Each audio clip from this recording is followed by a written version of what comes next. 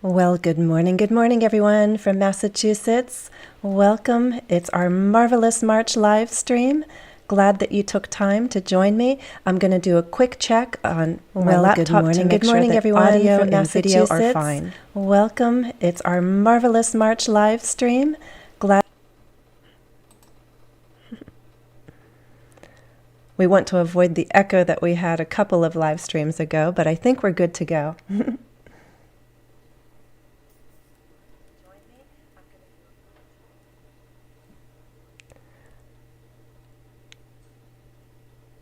I see Yvonne. Hello, Yvonne. Hey, Ray. I see some familiar names, if not faces, but glad to have you guys here. If you're watching the recording, thank you for joining me and taking time out of your day.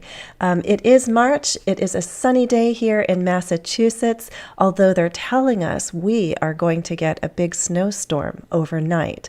I don't know what kind of weather you have where you are. You can tell me in the chat. And by the way, everyone is welcome to learn with me in the next hour. If you want to join the live chat, you just need to click join and become a YouTube member. If you're a member of my channel, there's some nice perks that you get. The first of which is joining the live chat when I have a monthly live stream. After this live stream today, I'm going to create a follow-up task on the community tab for learners. So if you're a member, you'll have access to that extra practice task. There are also some nice perks like access to a recorded an archive of recorded live streams from the past that were members only. You also get some nice badges and actually some nice emojam audio emojis. So check it out. Check out all the perks. It's only $1 a month and it supports my channel. Thank you to all those people who've already clicked join and have become a member. Yep. Okay, I also see Pham Ho. Hello, hello. We're now officially international because I know at least from a few comments we're hitting 3 different continents. And I'm here on the 4th. So glad that we're all here together. And if you have any questions, feel free to post them in the chat. I'll do my best to answer them either now or towards the end of the live stream. If anything escapes my attention, just post it again and I'll try to answer those questions. Some questions were already submitted by members. Thank you. And we will take time to answer those today. Okay. I hope you're doing well. Glad to see some people already in the chat. Let me work my magic and share my screen. And hopefully you will see what I see.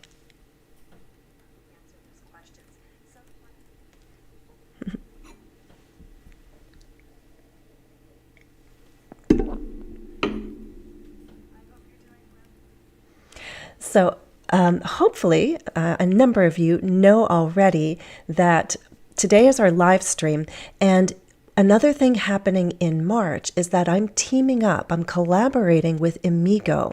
Amigo runs different speaking clubs, and I will have my speaking club soon. We're hoping to set this up in late March. The dates will be announced very soon, hopefully next week. I know dozens of people have already signed up, and I'm really pleased to see the interest.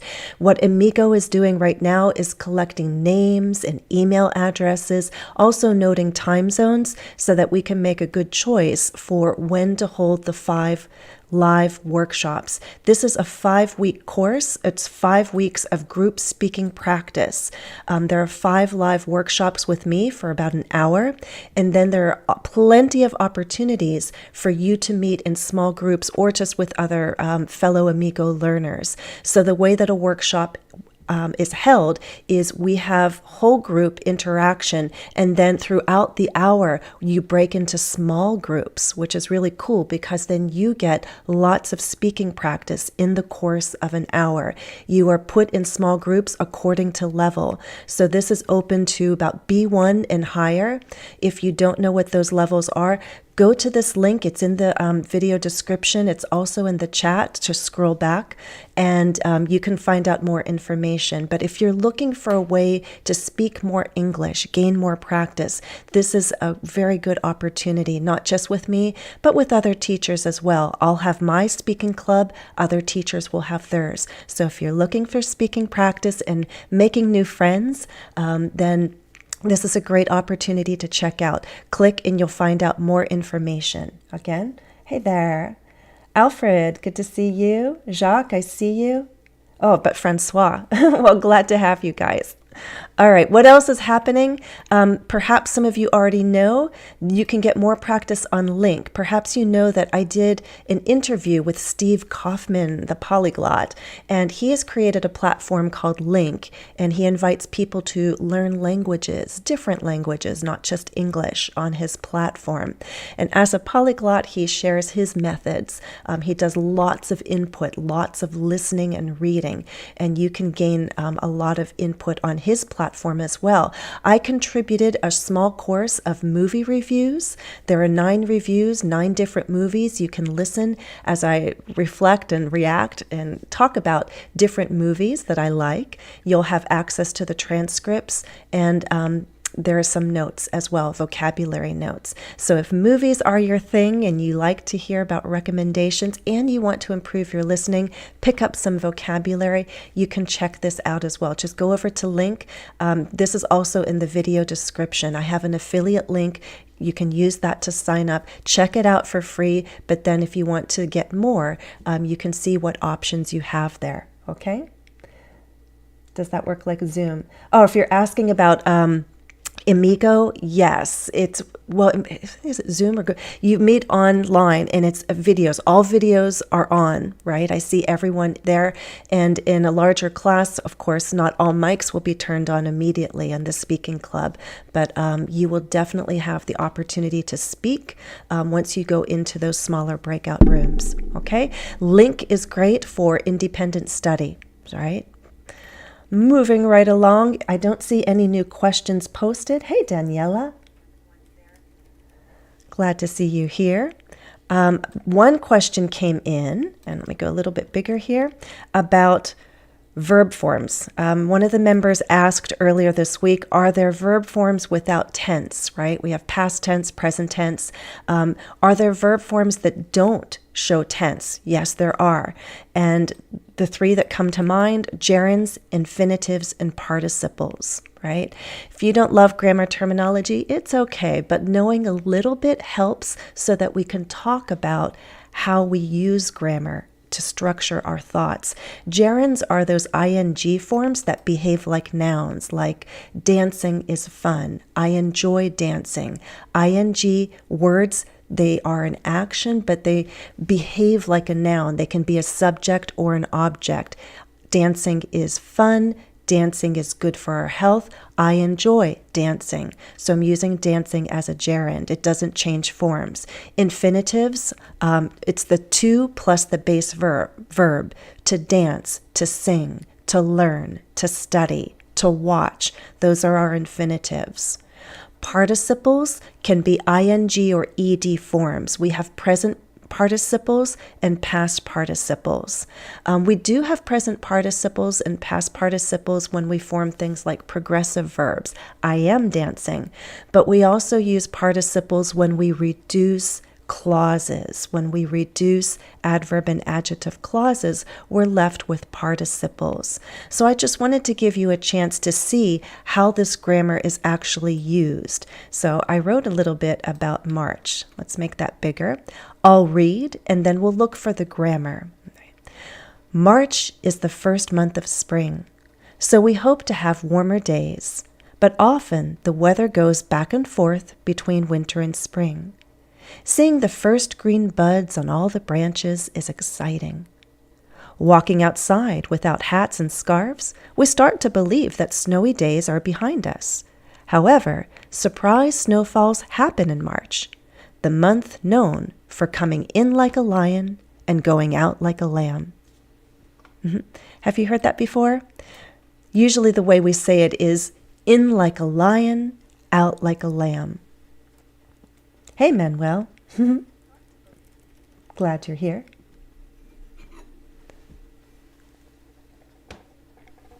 Anytime I share a text and read it aloud, you can always come back to the recording. You'll know that this one was read at around 9:10, about 10 minutes into our live stream.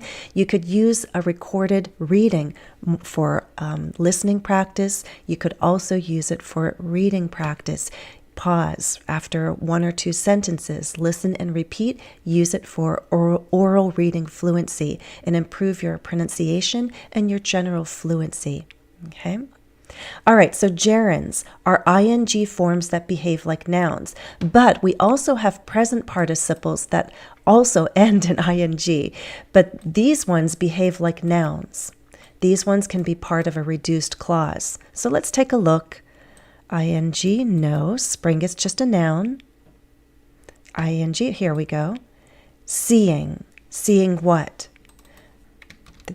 Seeing the first green buds on all the branches. All of this is my subject. We can have a single gerund like seeing, seeing. Or we could add information after that and it becomes a gerund phrase. Seeing the first green buds on all the branches is exciting. That is exciting. So I'm using the gerund phrase as my subject. Seeing.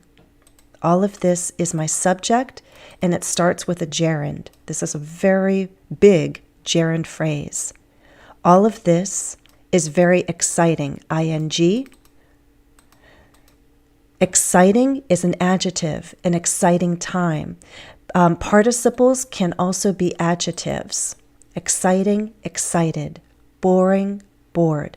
So participles, this is a present participle being used as an adjective. Subject, verb, adjective as my subject complement. Oh, wow, Manuel, I see you. You're getting deep into grammar. Inversion, cleft, and fronting. I have videos on inversion. Manuel, I suspect you're at the level where you could benefit from my discussions on my blog. I do have a blog for teachers on WordPress. I often dive into grammar. If you are advanced, you could read some of my posts and benefit from those discussions. I do talk about inversion and fronting on my blog. Good to have you here. Yes, Daniela, in like a lion, out like a lamb. So true here, especially in Massachusetts. Yes, Manuel, having said that, I'll let you go. There's good use of a participle. Let's keep searching for those INGs, though. Here we go, another one. Walking. Okay, walking without hats and scarves. Here's the main part of my sentence. We start to believe that snowy days are behind us. So we are the ones who are starting to believe, and we are the ones doing the walking. This is a reduced adverb clause, and I have videos on this. What we're really saying, the full idea is when we walk outside or as we walk outside, we start to believe that the snowy days are behind us because we're walking around and we don't have our hats and scarves on. And so we start to believe. It could also mean because we walk outside with hats and scarves, we start to believe that snowy days are behind us. So a reduced adverb clause with a participle, a present participle, could have a time relationship or could express a reason like because. Cause and effect. And we can only reduce if the subjects are the same. So we are the ones doing the walking, and we are the ones who start to believe. This is a participle. Okay. Any other INGs? Yes. For coming, in like a lion, and going out. For what? For is a preposition. For takes objects. Objects are often nouns, but gerunds can behave like nouns. For this, for that, for coming in like a lion and going out like a lamb. We actually have 2 gerunds here, 2 gerund phrases. It's known for this. It's known for that. It's known for doing something. So INGs could be gerunds or present participles. And again, the main question here is, do they change forms? No, not to show agreement, for example. Verbs in general, we always have subject verb agreement, like I dance, you dance, he dances, she dances. And we also use tense. I danced today, I danced yesterday. With gerunds, infinitives, and participles, we don't change forms that way. With infinitives, we're looking for 2 plus the base verb. So let's look for those. Hope to have, and that might be it. Did I miss anything? That's our infinitive. Yes, Manuel, walking is a present participle. Happy to see you again. Happy to see. To see is an infinitive. To see you again. Okay, gerunds, infinitives, and participles. I think we caught them all, did we? We start to believe some days. However, surprises, no falls happen. Oh, here we go. Known. Look at that. The month known. The month which is known. The month that is known. We reduced an adjective clause. When adjective or relative clauses are reduced, we take out the relative pronoun, and we also take out the verb to be if it's there, and we're left with the participle, present or past. This is past, it's irregular, so it's not ed. No, new, known. It's that third form, right? So present and past participles, infinitives and gerunds don't have tense. Okay? Gerunds, also known as verb. Yes, there's different terms, different languages used, different terminology. I like using gerunds. Right? And gerunds behave like nouns. That's the important thing to understand. Why is this kind of grammar helpful to know? So that you understand that words can look the same in terms of structure, ing. Many words end in ing, but some will be a noun, like spring, right? Some might be a gerund, some might be a present participle. So it's good to recognize the different verb forms we have and how they fit together in sentences, okay? Super. Also, modal verbs, some people ask about, what about modal verbs? Do they change? They don't change forms to show number, like I should, you should. We don't say he shoulds. We don't do that. But it can reflect a past time period. We have those perfect modals. So if here, for example, where's the modal verb? We still might see some snow before March 31st. This is the main verb. Where's the modal? It's a helping verb. It's right before that. Might see. Okay. Here, where's the modal verb? Whoopsies, my computer sometimes is slow. I would have been in trouble if I hadn't found a guy to plow my driveway this winter. So true. To plow is to use your truck and this big shovel to clear all the snow and ice off a sidewalk, a pavement, a road. And so I used to have a machine, a snowblower, and it stopped working. So I found a guy in my neighborhood, and he has a truck and a plow, and I pay him every snowstorm to come and plow my driveway. So that's my solution this winter. So I probably will pay him again tonight, probably tomorrow night once the snowstorm is over. I would have been in trouble if I hadn't found a guy to plow my driveway this winter. Yes, and spelling could be different. But in American English, this is how I would write the sentence. Would is my modal verb. Would have been.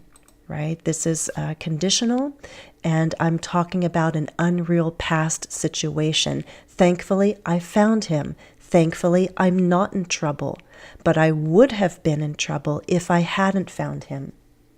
Okay? Very good. Moving right along, I don't see new questions, so we'll go on to the second. Another member asked, what's the difference between a noun and a noun phrase? Well, we talked a little bit about this earlier when I read my paragraph about March.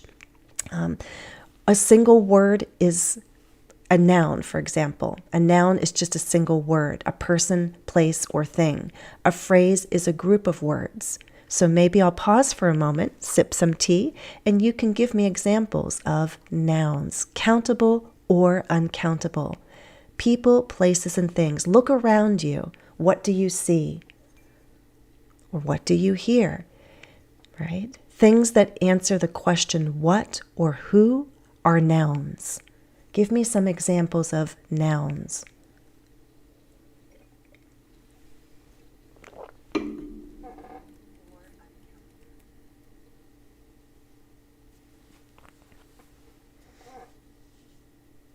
An interesting side note about my plower, the guy who plows my driveway. I've actually never even met him face to face, even though he lives in my neighborhood. I was just searching around, in contact with one person, then another. Someone recommended him. And so we started texting back and forth, and we made our agreement. And so he comes, and I could see through my video camera, I have a video doorbell, and I can see him plowing. And then I can also make my payment online. So isn't it funny in this day and age that there's someone in my neighborhood, it's quite a big neighborhood, and he comes and he plows, and he seems like a real nice guy. We text back and forth. I pay him, I thank him, and he sends like a smiley face or something. I don't know the guy face to face, but this is just a reflection of modern times and how we interact with people and do business. Actually, somebody comes to my driveway, and I actually haven't met the guy face to face, but he does a nice job, and I'm thankful. There we go. Sugar, snow. And those are things we can't count, right? A cup of sugar, some snow, a lot of snow. Right? Pronoun, it is funny. You have a pronoun and funny as an adjective. Had I not, Manuel wants to practice inversion. Had I not found the guy. Okay. All right. So people are like teacher, student, learner, the plower, my neighbor, right? So those are people, places. It could be home, office, road, the United States. We have nouns that are common nouns. We write in lowercase letters. We have nouns that are proper nouns that are names of specific people, places, and things, like the United States. And we capitalize proper nouns. Nouns can be countable, like penguin, penguins, or uncountable, like sugar and snow, or information, right, Daniela? Cat would be countable. Thank you, Ray. All right. So here, what we're going to do in our next text, in honor of St. Patrick's Day, hopefully you can see that. I'll go a little bit lower like this. Hopefully you can still see that. I'll make sure that my video isn't blocking anything. Oh, good example, teacher. Okay, so I'm going to read the text, and we're going to search for nouns, noun phrases. Okay, I see that I have to go down just a little bit, chuk, chuk, chuk, so you can see every word there. Oh, Los Angeles, good. How's that? I hope you can see. I could also go a teeny bit. I apologize if you're on a phone. I know that the screen is much smaller.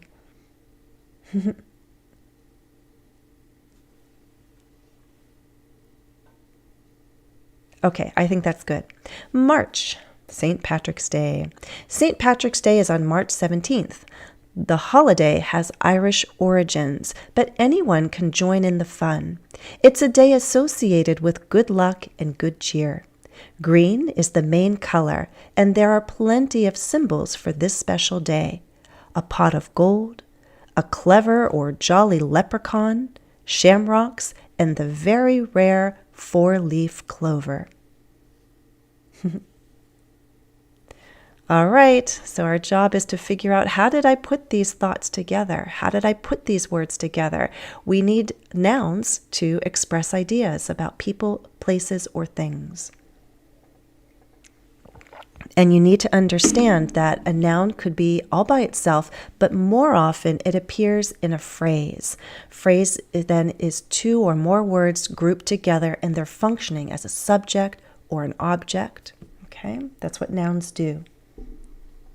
Jennifer, teacher. Writing would be a gerund, right? Gerunds behave like nouns. We're not going to search for gerunds here. We'll only search for nouns. Okay. Oh, do you? I didn't know you celebrate this in Italy too. Let me know, guys. I know it's celebrated in the U.S. I understand that it's celebrated in some parts of Canada, as I think I read that. But I'm not sure what other countries celebrate St. Patrick's Day. Okay? All right, so day. What kind of day? Good day, bad day? It's written in capital letters because it's a proper noun. St. Patrick's Day. But we talk about the main noun, the head noun. The head noun is day. March 17th. On what? On a Monday, on a Tuesday. We can use days of the week. We can use dates as objects or subjects. Like March 17th is a fun day. It's on what? It's on March 17th. Yes, we're coming to the end. We're going to go from the beginning to the end, and we'll approach that long list. Holiday. So all of this is a group. This is my subject, and there's my noun. An article plus a noun is a noun phrase. The holiday has Irish origins. What's the head noun? Origins. What kind of origins? Irish origins. Anyone, pronoun, can join in the fun. Anytime you see a preposition like on, in, you know that an object is going to follow.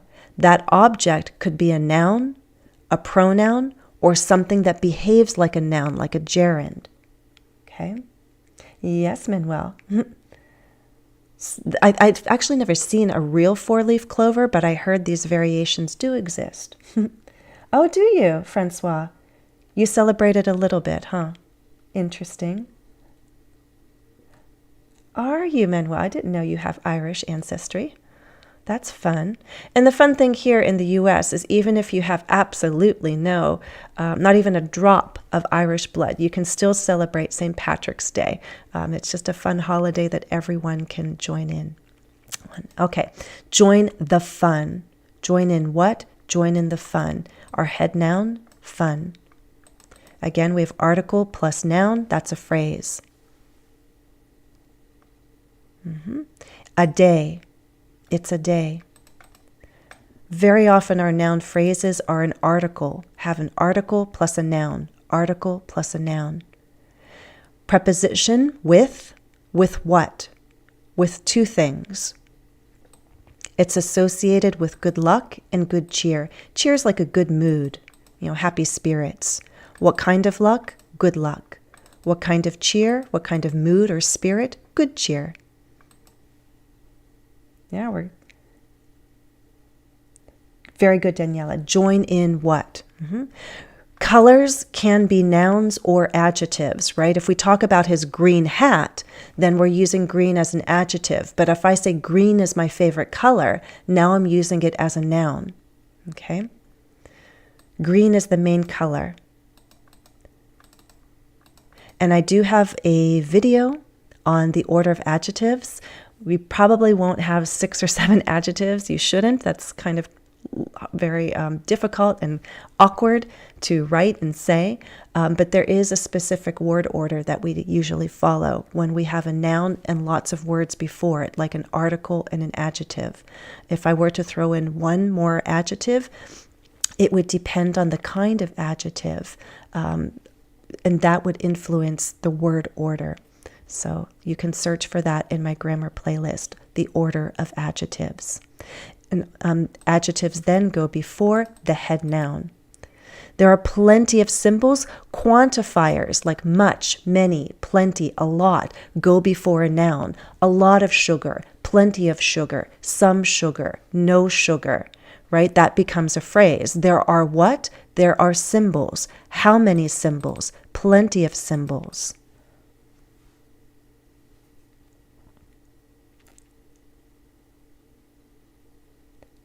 Oh, so Emmanuel, have you been to Ireland? You say again, so I'm assuming you've been there. I would love to. I have 3 brothers. One of my brothers made it to Ireland. I would love to see Ireland. The green. With colors, Daniela, you don't need to say the green. So you just use the color, the name of the color all by itself. Pink is a pretty color. Blue is my favorite color. We wouldn't say the blue unless we're looking at a painting, for example, and we're studying the painting. There are different colors, and we could say, the blue is an interesting choice.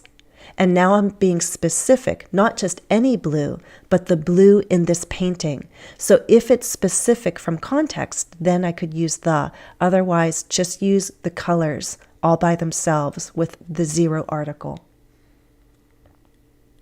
Yeah, the number of noun phrases is going up, up, up. Preposition, remember what I just said? After a preposition, you're going to find an object. Symbols for what?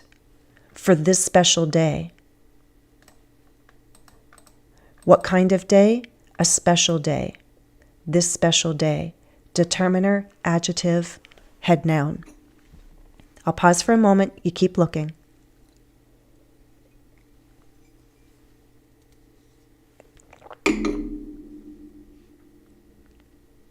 Yes, Manuel. Luck is the noun. Lucky would be the adjective. Cheer. Words can be, they can have different functions, right? Cheer could also be a verb, like cheer you up. But cheer could also be a noun, like your spirit, your mood. Chance is a noun. Okay, so what kinds of symbols? These are all the symbols. So we have a pot of gold. And actually, look what's going on here. Actually, I should do this a little bit differently. A pot of what? Gold material. Okay. Pot. A clever or jolly leprechaun. We're describing leprechaun. This is the jolly leprechaun. Shamrocks. Whoops, didn't mean to do that. These are shamrocks. Do you see shamrocks are 3-leaf clovers? Very pretty. Very little and small and pretty, especially because there's so many together in a field, for example. And what? The very rare 4-leaf clover. Okay. Anytime you see an article, you know it's with a noun. So the what? The clover. And then in between what we have is a description. What kind of clover?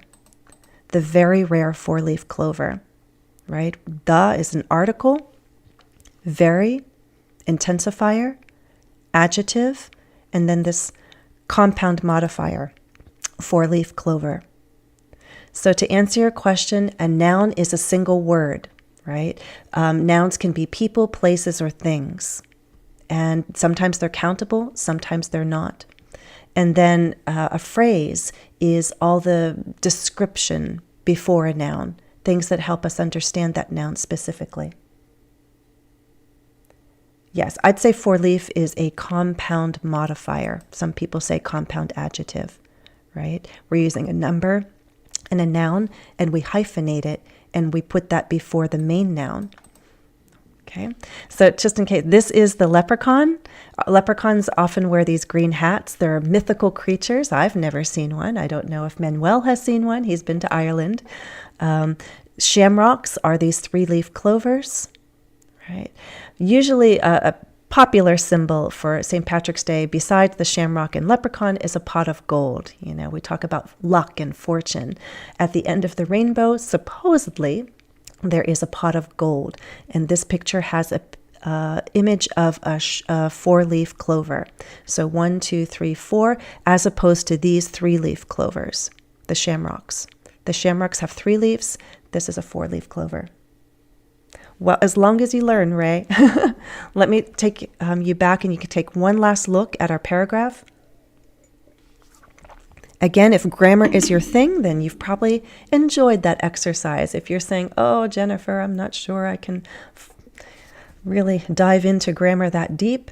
If you understand how the sentences are put together and it makes sense, you don't necessarily have to break it apart. Breaking down ideas and looking at the grammar is helpful if you really want to understand the structure so that you can reuse or replicate that structure in your own writing or in your own speech.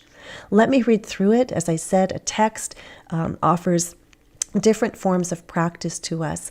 So I think readings are great for listening, for listen, repeat. So I'll take another sip of tea and I'll read it once more now that you understand the grammar better, but you could use the text for oral reading fluency.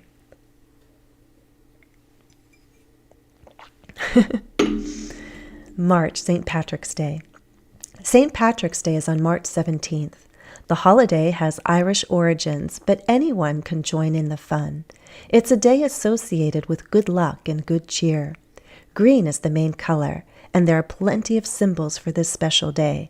A pot of gold, a clever or jolly leprechaun, shamrocks, and the very rare four-leaf clover.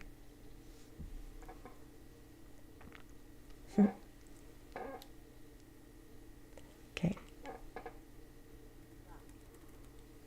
Super. All right, so let's keep going with our theme of luck. You'll be all ready for March 17th. You can use your expressions, and I'm going to review these ones. I do have a video on luck. If you'd like to review and practice through video, you can go to that lesson. I'll put that in the video description later. Right now, I'm going to take you through 4 or 5 sentences and make sure that you're familiar with these expressions. The first 2, dumb luck and in luck. I'd like you to read sentence 1 and 2 and tell me the meaning of these expressions. Dumb luck, in luck. 1, it was just dumb luck that I found this book. I'm so happy I did. And 2, the salesperson told me I was in luck because she had 1 pair of shoes in my size left.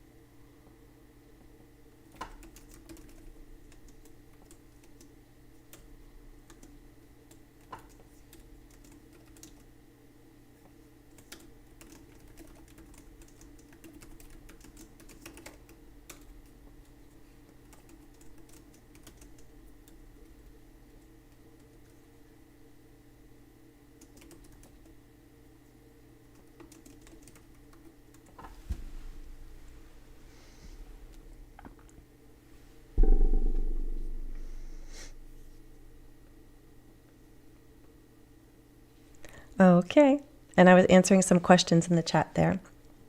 It was dumb luck that I found this book. Just dumb luck. I'm so happy I did. By chance, I agree. Okay, that's the answer. If you do something, find something through dumb luck, it's like you didn't plan it. There's no careful planning involved. It just happened. And it was fortunate. Dumb luck.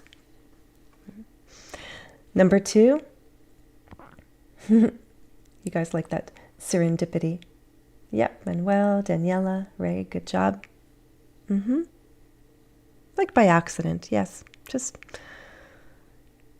happy chance, you could say. Yes, Manuel. In luck.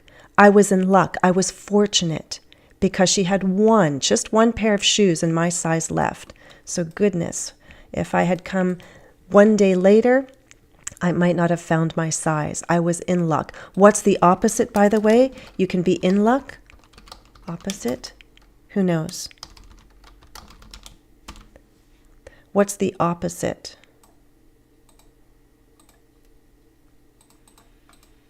Actually, go a little bigger. I don't want you to be straining your eyes too much.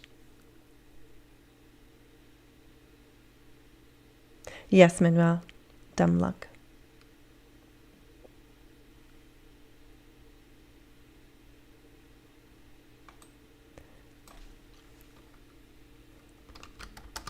Out of luck.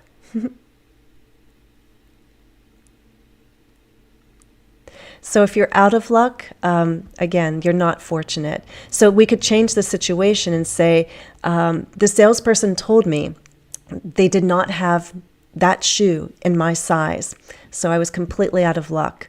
I went to another store, still couldn't find it. And completely out of luck. I was completely out of luck. So I was not fortunate. In luck or out of luck? You can say unlucky, Francois. So you can be lucky. Let's put that down here. up here, we'll say, so luck is the noun. Let's do it that way. Lucky is the adjective. And lucky is a good thing. The opposite would be unlucky.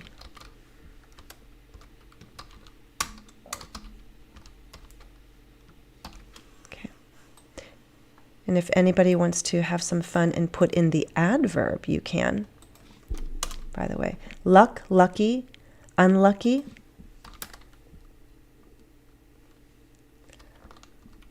Luckily would be the adverb.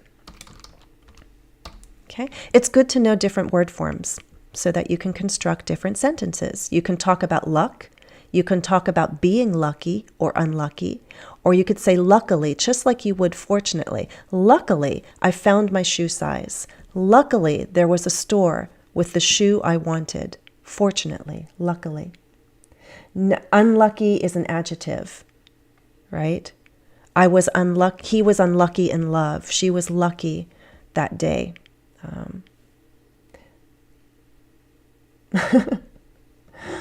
I don't know. People have different expressions. I wouldn't say, gosh, lucky. But then again, everybody has their own set of expressions. But these are the basics, guys. These aren't expressions. These are just this is the word family. Luck, lucky, unlucky, luckily. Dumb luck is an expression, meaning by chance. In luck, we use this prepositional phrase to say I was fortunate. Note that prepositional phrases can function like adjectives. I was in luck. I was out of luck, meaning I was lucky, I was fortunate, I was unfortunate, I was unlucky. Okay, 2 more. 3 and 4. Okay. I lost my keys. Then I spilled coffee on my shoes. Now I'm late for a meeting because of traffic. What is the logical statement after that? And 4, I thought I might find a parking spot near my dentist, but I had what? I'll pause for a moment. You tell me the answers to 3 and 4.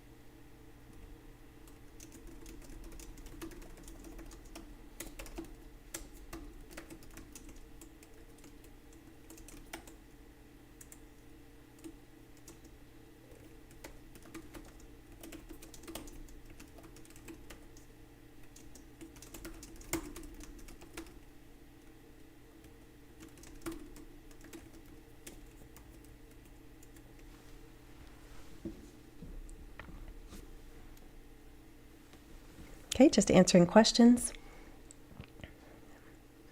I think I've showed them before, but I have like, oh goodness, 1, 2, 3, 4, 5, at least half a dozen dictionaries bookmarked on my computer.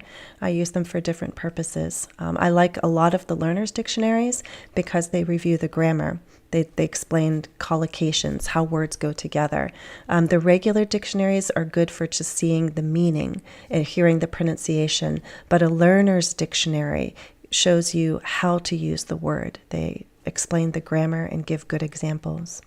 I like Merriam-Webster, the Learner's Dictionary. I also like Longman, the Longman Dictionary of Contemporary English. Okay. Oh, yes. Thank you, Hussein. I'm glad you chimed in. I lost my keys. Then I spilled my coffee on my shoes. Now I'm late for a meeting because of traffic. Geez, I'm having the worst luck. I'm having the worst luck. This is a good conversational expression. Hopefully you don't have to use it, but this is one way to sort of complain about all these bad things happening and not making a day very easy to get through. You're unlucky. I'm having the worst luck. Okay. And 4,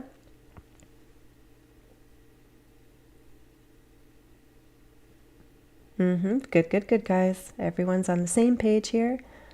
Hussein, Daniela, Ray, Manuel.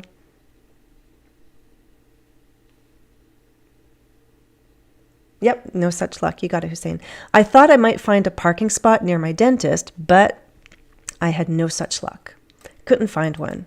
So I had to park 3 blocks away and walk, right? You didn't get lucky. You were out of luck, or you had no such luck. No such luck is what we say. I had no such luck. And such, I'm referring back. So you could use that if it's understood from context what you wanted to happen. It didn't happen. So you had no such luck. Okay, so to review those expressions again, dumb luck is by chance. It was just dumb luck. And I think it's very common to set it up like this. It was just dumb luck that, and then explain what happened. It was just dumb luck that. I found the book. You can be in luck, you can be out of luck, fortunate or unfortunate. Okay, this is a fun way to complain about a bad day, a bad morning. Oh, I'm having the worst luck. Like losing your keys, spilling things, when you bump your knee, break something, and you're thinking, oh my gosh, this is like the worst day ever. I'm having the worst luck. Everyone has had a day like that. And again, no such luck refers back to an unfortunate situation. I had, and we use it with the verb have. I had no such luck. I couldn't find it. There's a nice expression, beginner's luck. Let's highlight that. Does anyone know this expression? And perhaps you can think of an example.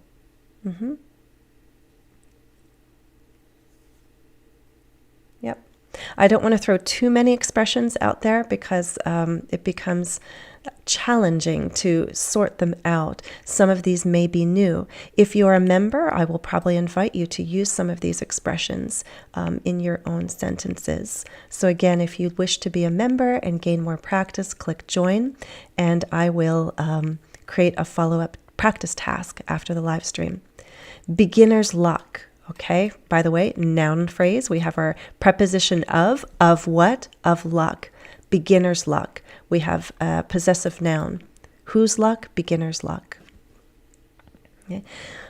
Example, let's say, I don't know, do you know the game of darts, right? There's this big circle, like a target, and your goal is to take a dart, which is like this, usually a metal thing.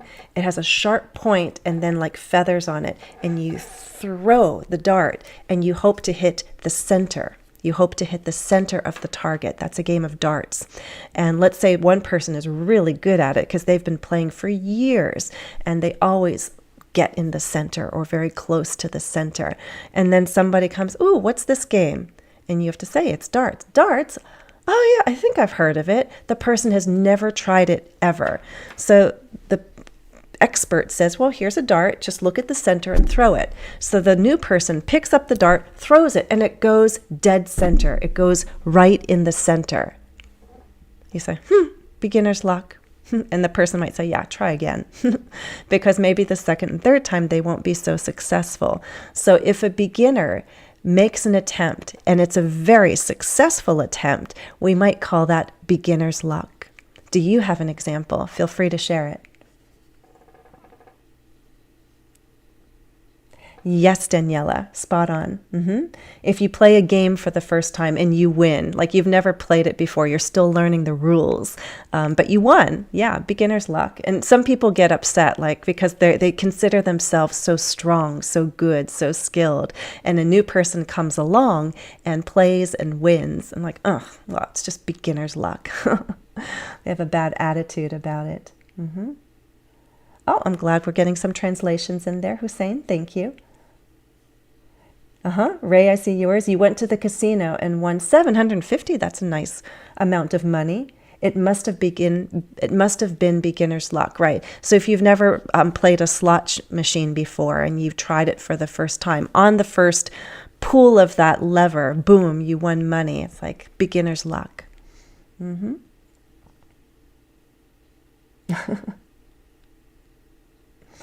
That's a fun expression. So maybe also, again, members, I'll give you a chance to practice these expressions on the community tab. Beginner's luck. Beginner's luck. You can say it about yourself. You can comment about someone else too. Okay. All right, guys, we're going to be winding down.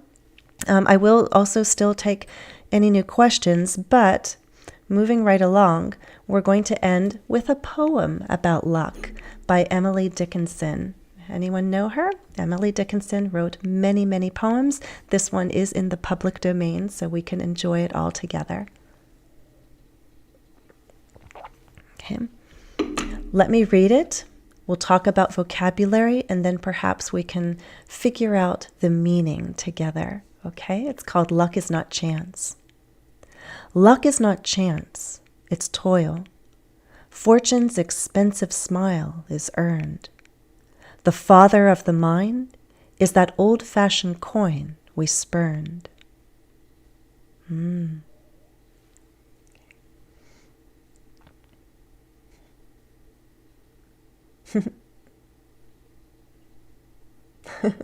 See lots of expressions there, guys, in the chat. You're having fun sharing. Okay. Luck is not chance, right? Chance, again, is luck. It's just another word. If something happens by chance, no one planned for it. It wasn't intended. It just happened. So really what they're saying, though, luck like good fortune. When things are good, it doesn't just happen. Usually in life, the good things result from toil. Who knows what toil means? This is academic, somewhat literary, I would say. It's not everyday English to toil. Or if we do use it in conversation, we might be joking a little bit. Toil, you toil at different things. You toil at your desk, perhaps for hours. Toil. You might toil over something, perhaps. Toil, toil. Think about it. The first line gives you a clue. She's saying, the author, the speaker, let's say, of the poem is saying luck and good fortune, when it appears, it doesn't just happen. It's created through something. It's a result of something. Yes, toil is hard work. So if a person has good fortune, there are good things in that person's life, it probably didn't just happen. It was a result of that person putting in the effort to create that kind of life, which is actually inspiring to the rest of us, because then we think, hey, if that person could create that, maybe we can create that too. It's not that that person is lucky. The person created that good fortune. So perhaps we can figure out how to create it as well. I kind of like that. Luck is not chance, it's toil. Fortune's expensive smile is earned. An expensive smile? Think about what that could mean. Again, members, you're welcome to react now, or put it in a comment on the community tab later if you wish to explore the meaning of this poem a bit more. What does the poet mean by an expensive smile? Fortune's expensive smile is earned, right? Anything that's expensive costs a lot. There's a price to pay, right? So that beautiful, brilliant smile that you see, how was it earned? How could that person smile so happily? Again, they arrived at that state of being through the result of their efforts. They arrived at that happiness through choice, through intention, through work, through effort. And there's a price to pay to get to that point. The argument being perhaps that happiness just doesn't magically appear. You have to move towards it and make it happen. Yes, Daniela, we work hard to take it.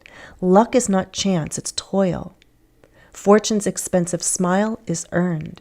You have to earn it. Life doesn't just give you happiness. You need to make happiness, create happiness, earn happiness is one way to look at it. The father of the mind is that old-fashioned coin we spurned. Now, this is tougher to make sense of.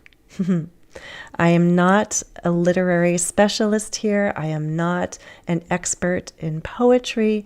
I haven't studied this in depth. I do think that there's a couple possible meanings here, the father of the mind, because there are two meanings of mine. Mine could be possessive, like that's yours, this is mine. So we could be talking about what's in our possession, but mine could also be that place that has something precious, like a precious resource that we need to take out. Or if we don't need to, but we want to, like a gold mine. You have to go into the mine, into the ground, and dig for it and get the gold. Or a coal mine, right? They're not as popular today, but in the past, it was more of a popular practice to go in to a coal mine and extract or get the coal, and we use the coal as a resource, as a fuel, right? Coal mine, gold mine. So you can interpret it how you wish. The father of the mine. Father, of course, is the head, the owner, the authority figure, is that old-fashioned coin we spurned. You need to understand spurn is a verb. We did something. Spurn. Oh, I like that, Daniela. It is earned millimeter by millimeter and through renunciations. That's interesting, Daniela. I like that. I like the expression, Manuela, out of the blue. Oh, I liked what you wrote, Daniela. Spurn. Also literary, I'd say, maybe perhaps even old-fashioned. It's not a common word, but it's helpful to understand it in this poem. If you spurn something, you reject it, you turn away from it. So in the past, you can tell this is a past tense verb, you spurned that old-fashioned coin. So perhaps there was something of value, like a coin in the past, that you rejected. So, no, you spurned. You didn't want it then in the past, and now you want it. Oh, look at that. Thank you for that bonus challenge, and I appreciate the sticker. Thank you for that generous super sticker. Let's finish the poem first. So to spurn something is sort of to reject it, not want it, turn away from it, sort of turn your back on it. So you have to interpret these last few lines how you wish, but basically the speaker is suggesting that sometime in the past we spurned a coin, something of value. But really, what we spurned is important. The father of the mind is that old-fashioned coin we spurned. So what is of true value might be something that we actually rejected in the past. You decide how to interpret that. Luck is not chance, it's toil. Fortune's expensive smile is earned.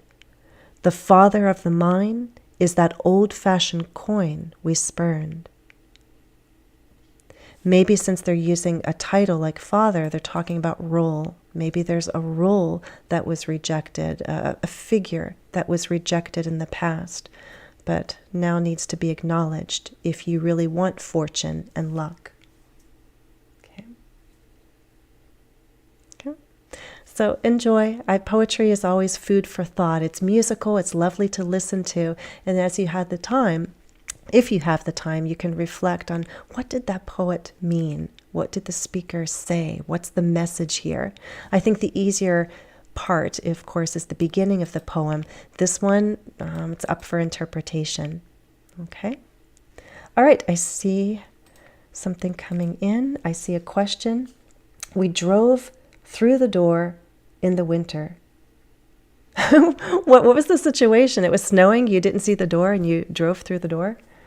That's interesting. Through the door. Through the door. Well, taking it apart, we is the pronoun, drove is the verb, right? Through is a preposition. We know preposition plus object. Through what? Through the door. So article plus head noun, the door. That's the object of the preposition. Then you have a second preposition in your sentence of time, in the winter. In is the preposition, the winter's noun phrase, article plus noun. Okay? That sounds like a funny scene to picture in my mind. Daniela, you're most welcome. Yes, right. I think that's one interpretation of that poem. You make your own luck. And if you want good fortune, if you want that lucky life, don't wait for it to happen. Create it. You have to toil. You have to put some effort into creating that wonderful life, right? Actually, that ties into kind of the theme that I'm going for. So one idea I have for the speaking club when we have our 5 weeks together is to have a theme about a happy life. And the expressions that I want to teach are going to be related to aspects of a happy life. If you have a happy life in terms of friends and family, what are some good expressions to learn? If you have a happy life in terms of work, what are some good expressions to learn related to work? And so 5 weeks, we can look at 5 different aspects of our lives and be upbeat and positive and talk about how to create happiness in each of those areas of our lives. And I think that would be a meaningful way to learn new expressions. So I plan to have a very productive, fun, and upbeat 5 weeks in the speaking club. So if you're not signed up yet, use the link, sign up on Amigo. At this point, all they're doing is collecting names, email, and information so that we can select the best day that will suit everyone and me, and then we'll announce the start date, which should be at the end of this month. Thank you for your patience. Thank you to all of those who've already signed up. There are quite a lot of names, and I hope a lot of you truly can register once we announce the start date and time. Okay? Don't confuse. Prepositional phrases are adverbials. So if you want to say that sentence, Ray, we drove through the door in the winter, you have subject, verb, adverbial, adverbial. So subject, verb, adverbial, adverbial. Your sentence has 2 adverbials. Prepositional phrases are adverbials. So you're saying where you drove and when you drove. It's just subject, verb, we drove, and then 2 adverbials, right? Your 2 prepositional phrases will always have objects. Your objects are nouns, door and winter. Okay?